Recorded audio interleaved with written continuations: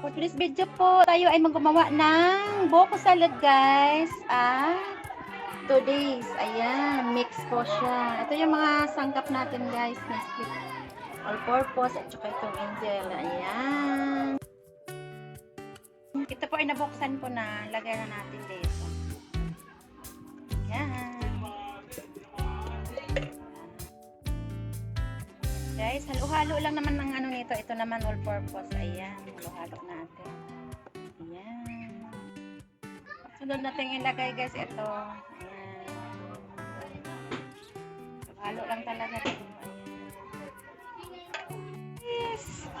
Ang sarap na po oh. Ayan. O diba? Basta ganito fruit salad at saka buko. Ano na siya. Mabilis lang siyang gawin. Ganyan lang, o diba? Halo-halo lang lahat, guys. Tapos, lagay natin sa freezer. Para mamaya, pagsalubong ng New Year, ayan, masarap na siya. Ayan lang. Thank you for watching.